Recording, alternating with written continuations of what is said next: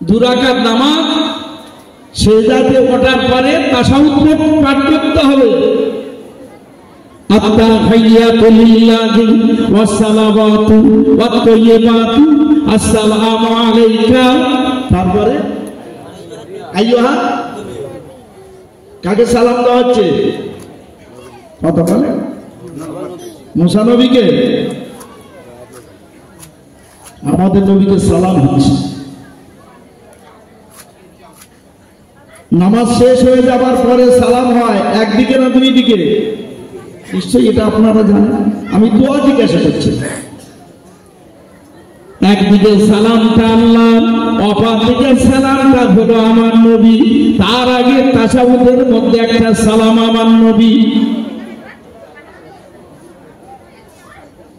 ও ভাইরা বাবাজিরা, আল্লাহ পাক নবী মুসা কালিমুল্লাহকে বলেছিলেন, এই নবী মুসা, তুমি তো আমাকে বলেছিলে অঞ্জুরি লাই, আল্লাহ আপনাকে দেখবো। আমি বলেছিলাম তারানি দেখা হবে না। এই নবী মুসা, আমার সঙ্গে তুমি কথা বললে, তবে আমি আল্লাহ পাক জানতে চাই তুমি কার উপরে বেশি খুশি? আল্লাহ পাক, আমি আপনার উপরে খুশি। হযরত নবী ইব্রাহিম হুজুরকে বললেন, এ নবী ইব্রাহিম, আমার কাবাকে আমি তোমার দিয়ে সংস্কার করলাম, তোমার পায়ের দাগটা নির্দেশ করে দিলাম, একটা পায়ের দাগ পাথর রেখে দিলাম জগতের মুমিন মুমিনাতকে দেখাবার জন্য। ওই পাথরটা হলো বেশি পাথর, যাকে মোকামে ইব্রাহিম বলা হয়। ভাইরা বাবাজিরা জিজ্ঞাসা করলেন, তুমি কিসে খুশি? আল্লাহ আপনি যাতে খুশি আমি তাতে খুশি। নবী মুসা বললেন, আল্লাহ আপনি যাতে খুশি আমি তাতেই খুশি। আমার আল্লাহ পাক জানিয়ে দেন, আখিরি জামানার নবী যাতে খুশি আমি আল্লাহ তাতে খুশি। সুবহানাল্লাহ, জোরে বলা যাবে না? সুবহানাল্লাহ। নবীকে প্রাধান্য দিয়েছে কে? আল্লাহ পাক। রাসূলকে প্রাধান্য দিলে আমার আল্লাহ পাক আরশ আজিমে 3টি মিলাদ করেছিলেন। প্রথম মিলাদে বলেছিলেন, আলাস্তু বিরাব্বিকুম, এ নূতনেরা তোমরা আমাকে সৃষ্টিকর্তা বলে মানবে। আমরা সবাই মিলে বলেছিলাম কালু বাবা, আপনাকে মানব। আল্লাহ পাক তামাম নবীর রূহগুলো নিয়ে আল্লাহ পাক ওয়াজ করেছিলেন, এ পয়গম্বরের দলেরা, এ পয়গম্বরের রূহগণেরা শুনে রেখে দাও, আমি আল্লাহ পাক তোমাদের এক এক এক এক করে দুনিয়া পাঠাবো। তবে আমি আল্লাহ জানিয়ে দিই, শেষ সময় যে নবীকে পাঠাবো, সমস্ত নবীর ভিতরে আমি ওই শেষ নবীকে ইমামুল আম্বিয়া বানিয়ে দেবো। ধরে বলুন সুবহানাল্লাহ। তোমাদের ভিতরে আমি নবী বানাবো। প্রত্যেক জায়গায় মুরব্বী আছে। আমরা নামাজ পড়ি কার পিছনে বাবা? ইমামের পিছনে। ইমাম আমাদের মুরব্বী। আর ইমামের মুরব্বী ওই মসজিদটা যদি 40 হাত লম্বা হয়, 30 হাত চওড়া হয়, খুতবাটা নিয়ে কোথায় উঠে পাঠ করবেন? খুতবাটা নিয়ে কোথায় উঠে পাঠ করবেন? মেম্বার। ইমামের জন্য ওটা মুরব্বী। যিনি 4 চাকা গাড়ি চালাচ্ছেন, একটা বাম্পার ফেলে, তখন তার বাম হাতটা কিন্তু অন্য জায়গায় যাবে। কোথায় যাবে? ঠিক বলে, জোরে বলে। একটা গাড়ির মুরব্বী ওই গিয়ারে হাত। 4 পীরের মধ্যে একজন মুরব্বী, বড় পীর আব্দুল কাদের জিলানী মুরব্বী। 4 খলিফার মধ্যে একজন মুরব্বী, আবু বকর সিদ্দিক রাদিয়াল্লাহু তাআলা আনহু মুরব্বী। কি বাবা, বড় তো মুরব্বী মানে বড় না ছোট? বড়। 4 ইমামের ভিতরে একজন মুরব্বী, নোমান বিন সাবিত আবু হানিফা রাহমাতুল্লাহ আলাইহি, ইনি হলেন মুরব্বী। সমস্ত নবীদের ভিতরে আমার আপনার নবী হলেন মুরব্বী। আমাদের আছে না একটা রাত আছে না, আশুরা রাত, একটা রাত আছে না বাবা, লাইলাতুল মিরাজ, মিরাজের রাত। একটা রাত আছে না বাবা, লাইলাতুল বারাত।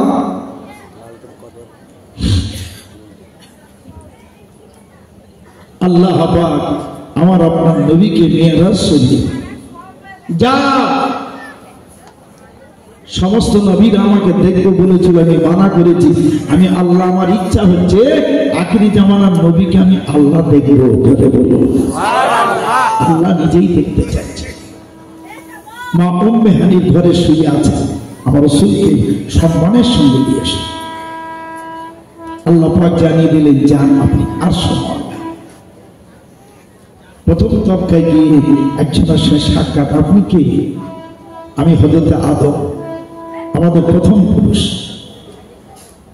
বাপ আদম সাফা পাহাড়ে নামাজ পড়লেন, মা হাওয়া মারওয়া পাহাড়ে নামাজ পড়লেন, আর দুজনা দুই দিকে নামাজ পড়ে হাত লম্বা করলেন, মুসাফা করলেন। মা হাওয়ার কবরটা জিয়ারত করতে গেলাম, 90 ফুট লম্বা। কথা বললেন তো বাপ আদম জিজ্ঞাসা করছেন, তুমি কে? বললেন, আমি মা আমিনার বেটা। ও তখনই বললেন, তুমি বলো না আমি বলো? বাপ আদম বলেন, আসল পুরুষ। لما خلق الله ابن آدم ونفخ فيه روحه فقال الحمد لله فحمد الذي اذهب إلى أولئك الملائكة قالوا السلام عليكم। আল্লাহ পাক জানিয়ে দিলেন, সমস্ত ফেরেশতাকে নিয়ে বললেন, কি বললেন? ওয়াইদ ক্বালা রাব্বুকা লিল মালাইকাতি ইন্নী জাইলুন ফিল আরদি খলিফা ক্বালু আতাজালু ফিহা মা ইয়াফসুদু ফিহা ওয়া ইয়াসফিকু দিমা ওয়া নাহনু নুসাব্বিহু বিহামদিকা ওয়া নুকাদ্দিসু লাক। এ আমার মালাইকা ফেরেশতারা, আমার দুনিয়ায় আমি প্রতিনিধি সৃষ্টি করতে চাই, আমি আমার বান্দা বানাতে চাই। এক কথায় ফেরেশতারা আমি আল্লাহ পাক খুন খারাজি মারপিট করবে, আমার আপনার ইবাদত বندگی করার জন্য যথেষ্ট। আল্লাহ পাক জানিয়ে দিলেন, ওয়ালা ইন্নী আ'লামু মা লা তা'লামুন। আমি আল্লাহ যা জানি তোমরা তা জানো না। আমার আল্লাহ পাক জানিয়ে দিলেন, লাম্মা আরাদা খালাকা মুহাম্মাদিন সাল্লাল্লাহু আলাইহি ওয়াসাল্লাম লাম্মা খালাকাল্লাহু ইবনে আদম ওয়া নাফাখা ফীহি রূহাহু। এ মালায়েকা ফেরেশতারা, যাও যাও যাও, তোমরা মাটি নিয়ে এসো, আমার বান্দা সৃষ্টি করব। ফেরেশতারা চলে গেলে একের পর এক মাটি হাত দেয়, মাটি রাজি হয় না। আমাদের নিয়ে এমন বান্দা তৈরি হবে, ওই বান্দা আল্লাহর ইবাদত বندگی করবে না, ওই বান্দা আল্লাহর হুকুম মানবে না, আমাদের জাহান্নামে দিয়ে দেবে। আল্লাহ পাক জানিয়ে দিলেন, এ আজরাইল আলাইহিস সালাম, যাও যাও যাও, তুমিও যাও। আজরাইল আলাইহিস সালাম দিয়ে মাটিটা পাকাড়ে দিয়েছে। ওই মাটিকে বলল, এ মাটি, তোমাকে আল্লাহ বান্দা বান্দি সৃষ্টি করবে। বান্দা সৃষ্টি করার পর ওই বান্দা হাফেজ হবে, ওই বান্দা আলেম হবে, ওই বান্দা হাজি হবে, ওই বান্দা নামাজি হবে, ওই বান্দা ডাক্তার হবে, এই বান্দা মাস্টার হবে, ওই বান্দা আল্লাহর ইবাদত বندگی করতে বলা হবে। ওই বান্দাটা আল্লাহ পাকের দয়ার জান্নাতে যাবে। মাটি সহজ হয়ে গেল। এক এক করে মাটি দিয়ে আল্লাহ পাক তৈরি করেন। কোথায় মাথা তৈরি করা হয়, কোথায় চোখ তৈরি করেন, কোন মাটি দিয়ে চোখের পর্দা করেন। আল্লাহ পাক দাঁত তৈরি করলেন, মুখের উপরে পর্দা তৈরি করলেন। আমার আল্লাহ এক জায়গার মাটি দিয়ে হাত করলেন, অপর রাষ্ট্রের মাটি দিয়ে পা করলেন, আরেকটা রাষ্ট্রের মাটি দিয়ে প্রশ্ন তৈরি করলেন। সব হয়ে গেল। আল্লাহর বান্দা বান্দীকে বিষয় ছয়খানা হাত দিয়ে গঠিত করা হলো, কিন্তু আল্লাহ পাকের ওই বান্দার জিহ্বা পয়দা হলো না। বান্দা কথা বললে মজা যাবে, জ্ঞানী না অজ্ঞানী। আমার আল্লাহ পাক জানিয়ে দিলেন, হে আমার ফেরেশতারা, তোমরা মাটি এসো, আমার বান্দাকে আমি সৃষ্টি করলাম। কোন জায়গার মাটি বাকি আছে? আল্লাহ পাক ভারতের মাটি আনা হয় না। আল্লাহ পাক জানিয়ে দিলে, যাও যাও যাও, ভারতের মাটিটা দাও। আমি আল্লাহ পাক আমার বান্দা আদমের জিহ্বা তৈরি করব।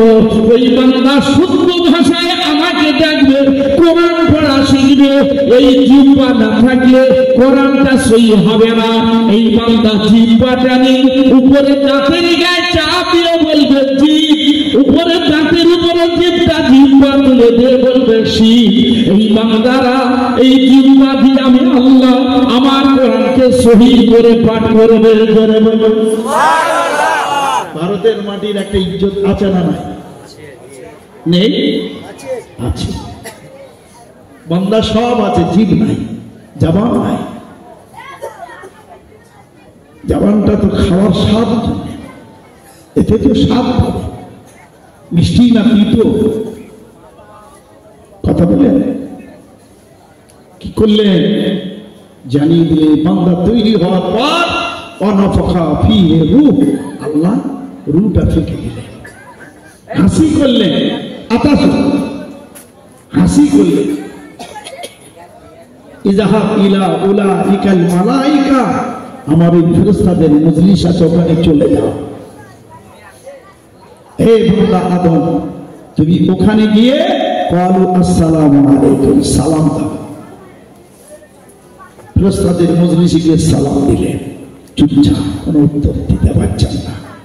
এই ফেরেশতারা উত্তর দাও, আল্লাহ আমরা জানি না, বলো ওয়ালাইকুম আসসালাম রাহমাতুল্লাহি ওয়া বারাকাতুহু। সালাম শুরু হলো। সালাম দিলে যিনি আগে সালাম দেবেন তিনি জান্নাতি হবে। কেন? তার মনের মধ্যে গ্লানি থাকে না, রিয়া থাকে না, অহংকার থাকে না। ওই মানুষটি আগে সালাম দেয়। আর কিছু মানুষ সালাম নেবার জন্য মুখ বন্ধ করে থাকে। একটু মা বোনেদের থাকাও না বাবা, কেউ কি এরা 4 জায়গায় দখল করেছে। বিয়ে বাড়ি ওরাই, মরা বাড়ি ওরাই, মাদারে ওরা দখল করে আছে, আর জলসা যেখানে হবে সেখানে ওরা দখল করে আছে। বুঝলেন? ওরা মরবে না, ওরা ভাবছে আমরা মরবো না। মেয়ে ছেলের গলার আওয়াজ পর পুরুষকে শোনাতে নেই, এটা জানি, এটা জানে। কিছু মেয়ে ছেলেরা চুপচাপ, তারা শুনতেই গেছে, তারা কথা বলে। কেউ যদি বলার চেষ্টা করে ইশারা করে বন্ধ করতে, কথা বলবি না। আচ্ছা, আমি আলোচনা করছি, অসুবিধা হচ্ছে নাকি? তবে যে কথা বলছিলাম, যত নেতা দুনিয়ায় এসেছেন আসবেন, প্রত্যেকের মধ্যে ত্রুটি ছিল, আছে, থাকবে, ঠিক কিনা? কিন্তু আমার আপনার নবীর মধ্যে মা তাকাদ্দামা মিন যামবি ওয়া মা তাআখার, হাদিসটা বুখারী শরীফে থাকে। হায়াতে জিন্দেগি 63 বছর কাটিয়েছিলেন আমার নবীর, এক ফাস থেকে এক লাশ, প্রথম থেকে শেষ পর্যন্ত কোনো গুনাহ ছিল না। জোরে বলুন সুবহানাল্লাহ। ছিল না।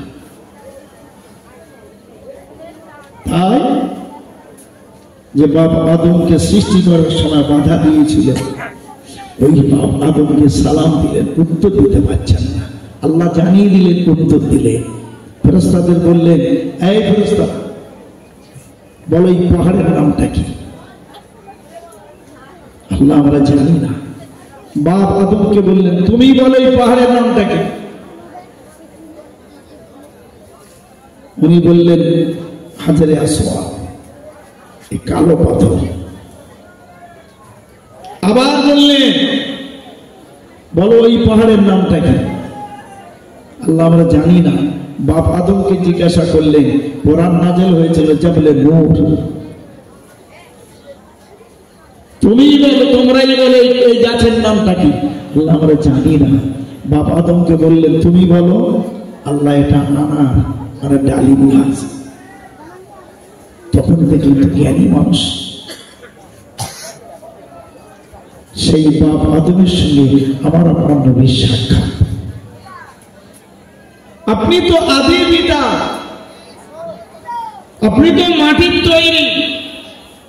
ও বাপ আদম, আপনাকে জানিয়ে দিই, আপনার যে মাটি দিয়ে তৈরি করেছেন, ওই মাটির খামির করা হয়েছে কোথাকা পানি, জাপ করা হয়েছে কোথাকা পানি। ওই মাটিটা নরম করে যে লাগানো হয়েছে সে কোথাকার পানি। কি গো, মাটির ঘর করতে গেলে ওই জায়গায় কাদাটা ভালো করে পানি দিয়ে চাপড়া তৈরি করে করতে হয় কিনা, পানি লাগে কিনা?